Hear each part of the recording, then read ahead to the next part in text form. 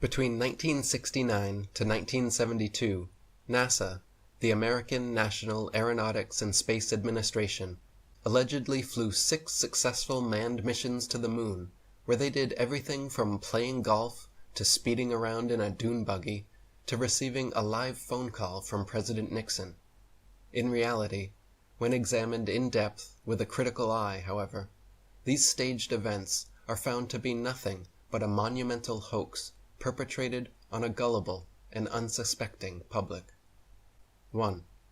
To begin with, the moon itself is simply a luminary, a non-physical light in the sky, and not a spherical terra firma planetoid as maintained by NASA and modern astronomy.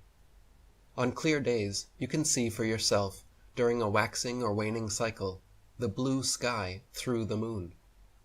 On clear nights, during a waxing or waning cycle, it is possible to see stars directly through the surface of the moon.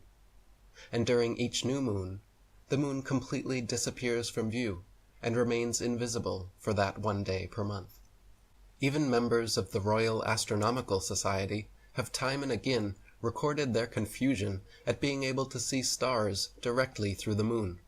For example, Sir James South of the Royal Observatory in Kensington wrote that, quote, "On my first looking into the telescope, a star of about the 7th magnitude was some minutes of a degree distant from the moon's dark limb.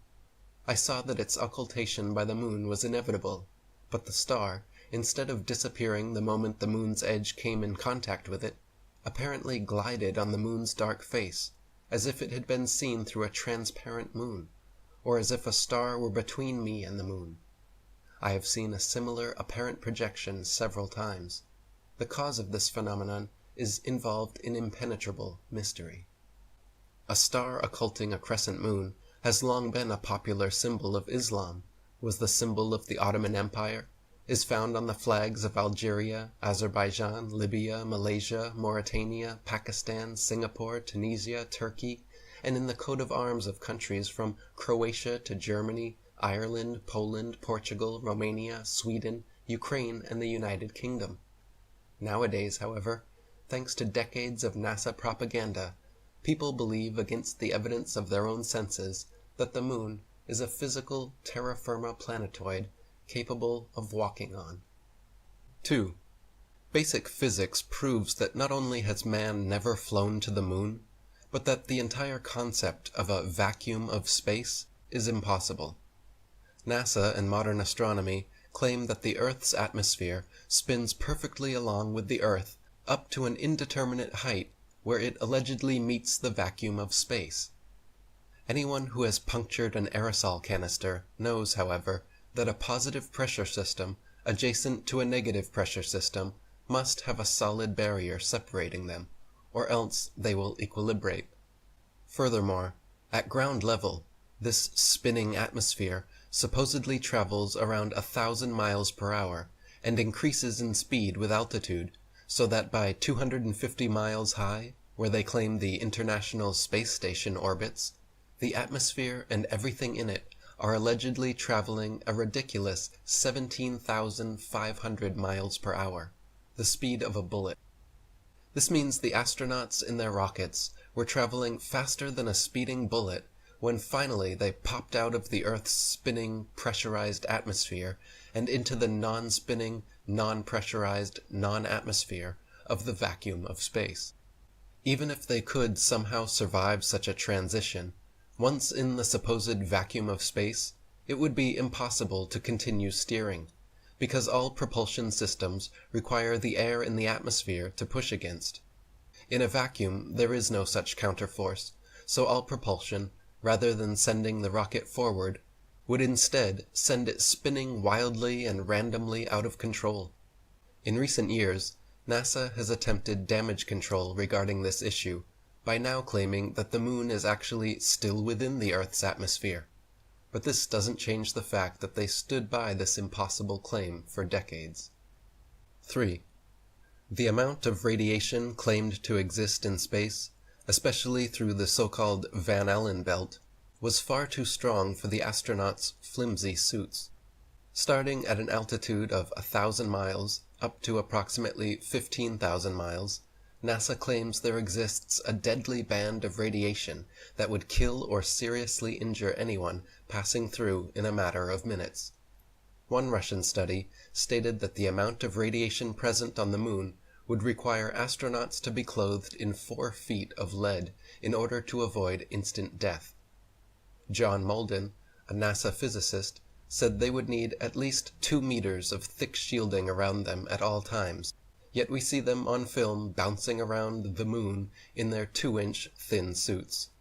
Even James Van Allen himself continued to state until his death in 2006 that there was no way humans could survive the 90-minute journey through and another 90-minute journey back through the radiation belt without being completely encased in thick lead shielding. 4.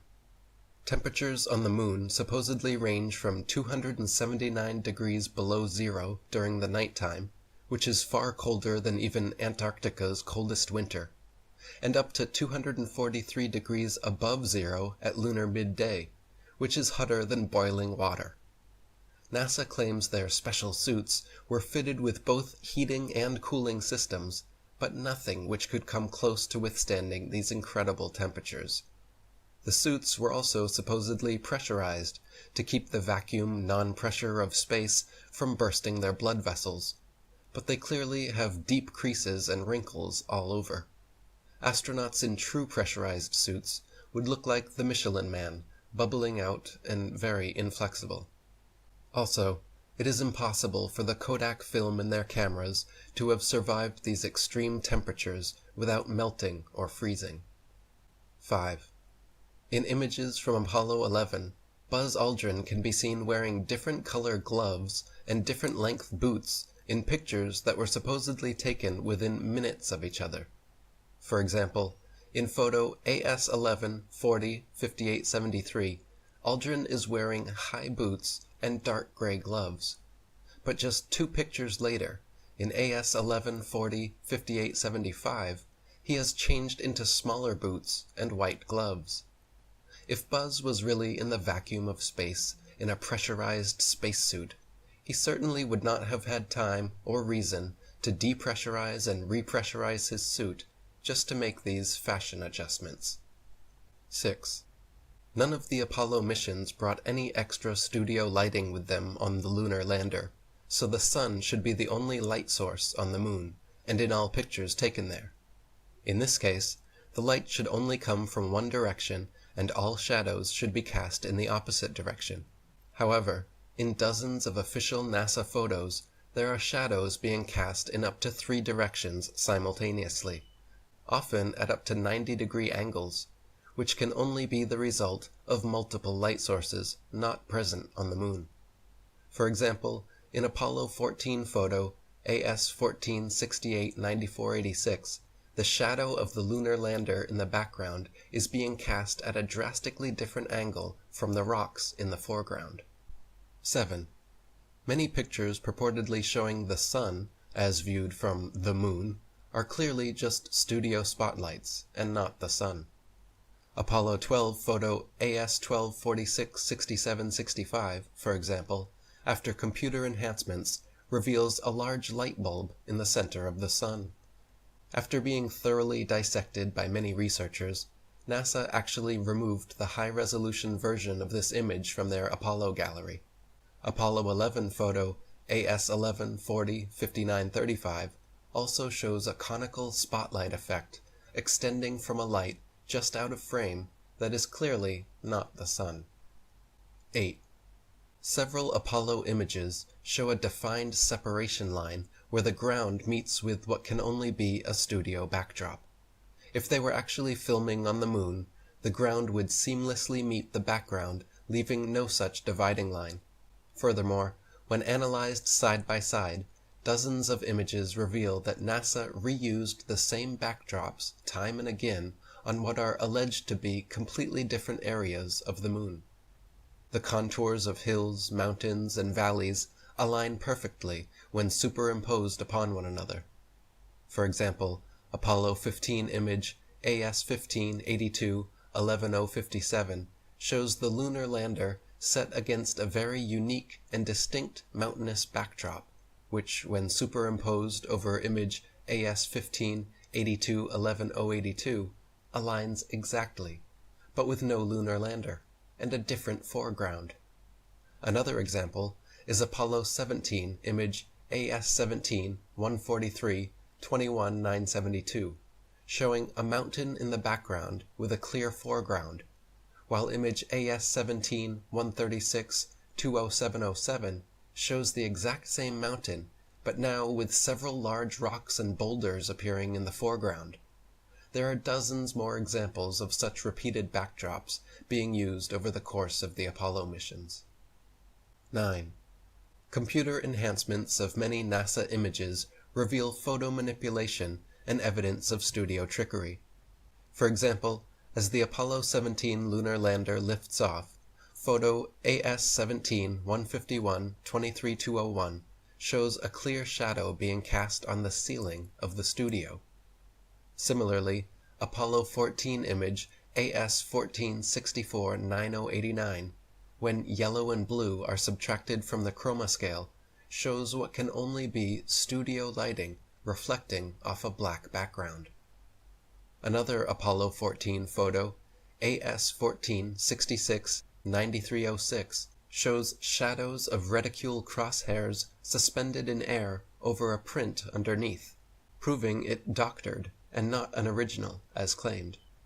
Apollo 12 image AS-12-49-7278 clearly shows several studio lighting lens flares caused by multiple overhead lights, and Apollo 12 image AS-12-48-7071 shows what appears to be an overhead light reflecting in Alan Bean's helmet. 10. Computer enhancements done on images of the Earth taken from the Moon reveal clear photo trickery. By gradually removing the hues comprising black from the backgrounds, a bright rectangular artifact appears around the Earth, proving it to be a composite image. For example, Apollo 11 photo AS-11-44-6642, when manipulated in Photoshop, shows a distinct separation line where the Earth was added into the image. Another example is Apollo 17 image AS-17-134-20-471, which, when enhanced and edited, shows an unmistakable rectangular artifact around the Earth, proving it to be another doctored composite photograph. 11. In the original Apollo 16 photo AS-16-107-174-46, there is a rock with a letter C clearly engraved into it, as well as another C drawn into the dirt next to it. This is characteristic of fake stage rocks on a stage setup, where the set designer demarcates prop positions, and of course not something that would ever be found on the Moon. After being exposed for this, NASA doctored the two C's out of their official version of the photo, but copies of the original photo are still available online. 12. In several bits of video footage from the Apollo missions, there is evidence of the astronauts using wires to achieve a more weightless appearance. During Apollo 14, there are many occasions where light reflects off the wires attached to their backpacks, making them momentarily become visible. During the Apollo 17 flag planting, just as the two astronauts go to shake hands, light pings off the wires from the top of their backpacks all the way to the top of the screen. And during the Apollo 16 mission, when one of the astronauts falls over, he is quickly jerked back up in an impossibly unnatural manner that could only be the result of being lifted by wires. 13. One of the more obvious video anomalies is how several Apollo missions show American flags flapping around in the non-existent space wind. The Moon is supposed to have no atmosphere, and so the flags should have remained perfectly still, but can often be seen moving quite boisterously. NASA claims the astronauts brushing up against them could have caused this, but that is clearly not the case, as the flags stay waving for long periods of time with no astronauts touching or even near them. 14. Another interesting video anomaly is discovered by playing NASA's Apollo footage at double speed. then watching the astronauts walking, running, jumping, or cruising around in their little dune buggy. Without the speed adjustment, there is a quote-unquote low-gravity illusion, as the astronauts seem to float, drift, and glide slowly and smoothly along.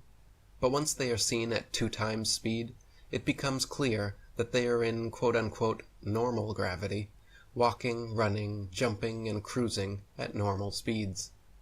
NASA simply reduced the play speed by 50% in post-production to achieve the desired effect. 15.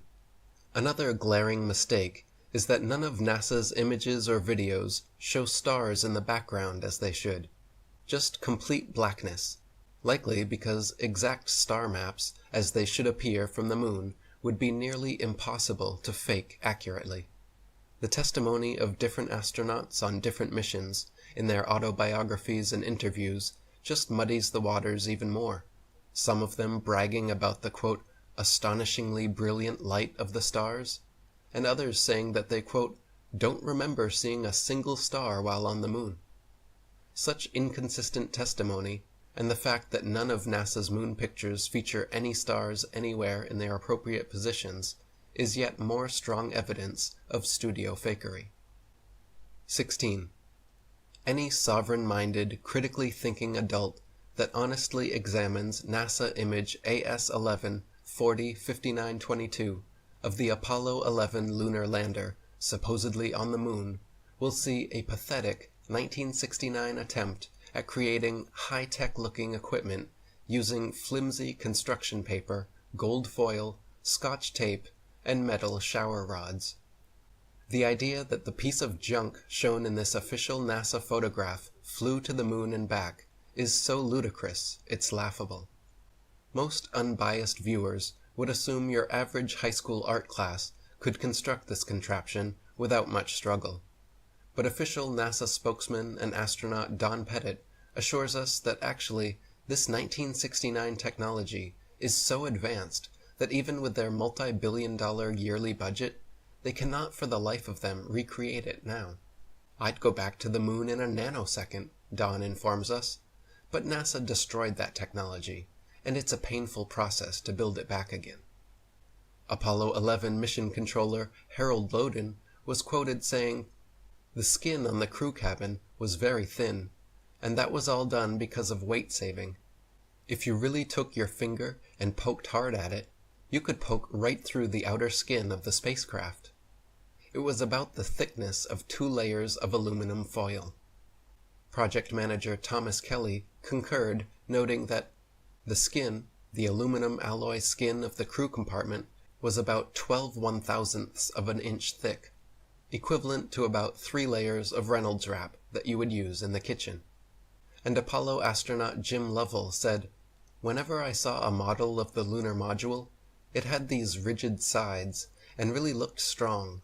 Turns out that external portions of the lunar module are actually made up of mylar and cellophane, and it's put together with Scotch tape and staples.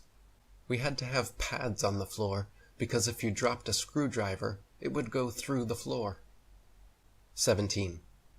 Apollo 11 image AS11 405926 shows a close-up of the foot pads of the lunar lander without a speck of dust on them and without a burn print or crater under its 10,000-pound thrusters, as if the LEM was just gently set down in place by an overhead crane. NASA scientists, in their own documents, were worried about the lander falling into its own massive burn radius, yet there it sits, with no burn print and spotless clean pads.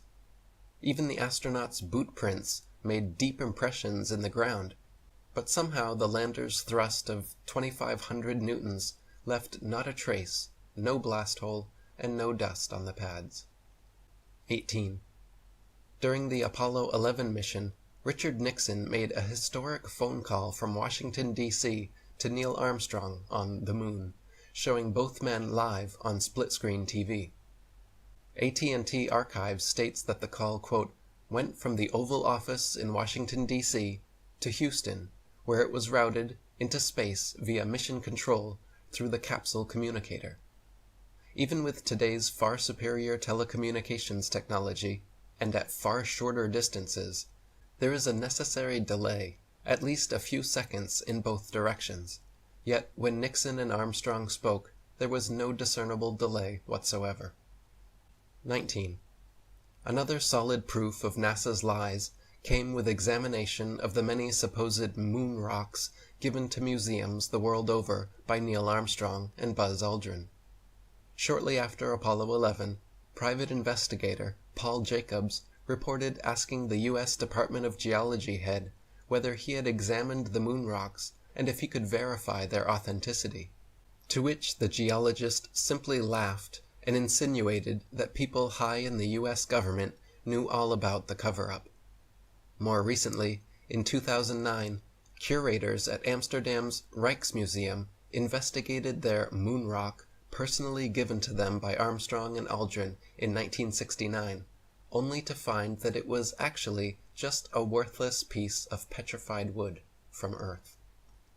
20. Not only is the entire video record fraught with fraud, but after years of ignoring Freedom of Information Act requests, NASA finally officially claimed in 2001 that all the original Apollo 11 videos had conveniently disappeared from their records so no one could analyze them. They would have us believe that they spent over $30 billion, a decade of unceasing preparations, then succeeded in the most historical achievement of mankind, but accidentally lost the video evidence. Those blurry, ghostly, black and white images shown on TV were purposely lousy, because NASA insisted at the time that all TV networks must broadcast directly from a big screen display in their operations room, a mandate which all the major networks accepted, and so what the public saw was just a video of a poorly magnified video, and now it is impossible to watch or examine the original. Not only have the Apollo 11 videos disappeared, but NASA claims to have lost all original audio tapes from the Apollo missions, and that their contractors have lost all prints and plans for the lunar rover, LEM lander, and Apollo ship engines.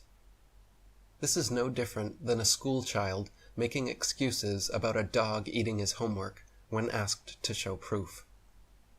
The preponderance of evidence is stacked so high against NASA that anyone who honestly and unbiasedly investigates the so-called moon landings comes to the same undeniable conclusion.